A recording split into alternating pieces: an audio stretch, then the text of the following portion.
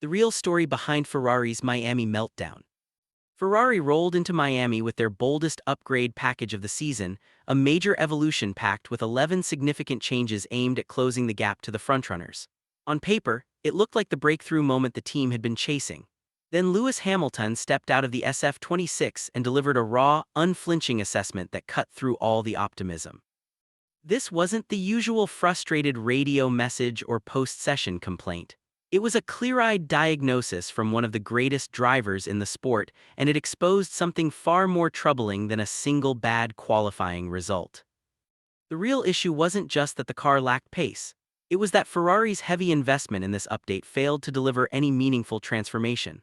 The upgrades developed over weeks in Maranello were supposed to solve the SF26's core weaknesses. Instead, the gap between simulation, wind tunnel data, and actual on-track behavior became painfully obvious. When a driver expects a clear step forward and feels almost nothing, you're no longer dealing with a simple performance shortfall, you're looking at a deeper problem of fundamental understanding. Hamilton had been hinting at these issues for some time. Since joining in 2025, he's spoken about how tricky it is to fully adapt to the car, suggesting the foundations were never as strong as they appeared. But Miami felt different. The honeymoon period was over. This was a seasoned champion calling out the car's genuine limitations with total honesty. While Charles Leclerc managed a more respectable qualifying position, it only masked the bigger picture. Ferrari still isn't regularly fighting for poles or dictating race rhythm.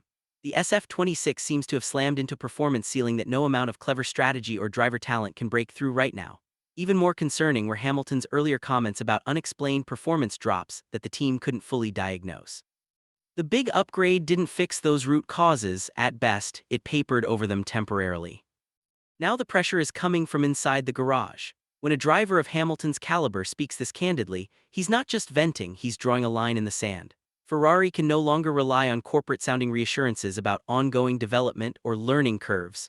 The disconnect between what the engineers see in the data and what the driver feels in the cockpit has become impossible to ignore. This is dangerous territory in modern Formula One. Bringing major updates to a car you don't fully understand turns every development step into a gamble.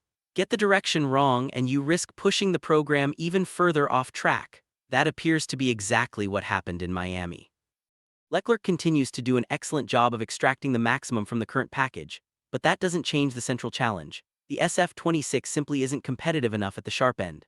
The risk now is that the two drivers start pulling the team in slightly different directions, Hamilton pushing hard for fundamental changes, while Leclerc focuses on maximizing what's already there. Ferrari's history shows how damaging that kind of misalignment can become. And looming over everything are the all-new 2026 regulations with their radical changes to power units and energy management. If Ferrari is already struggling with these areas in the current car, the problems run deeper than aerodynamics or setup tweaks. They look structural. Hamilton's comments have accelerated the timeline. There's no more hiding behind polite narratives. He's elevated his role from star signing to someone willing to highlight systemic issues that need urgent attention. The team now faces a genuine crossroads. They can treat Miami as the wake-up call it clearly is, go back to basics where necessary, tear down flawed assumptions and rebuild on solid technical ground. Or they can stay the course on shaky foundations and watch a promising campaign slowly unravel.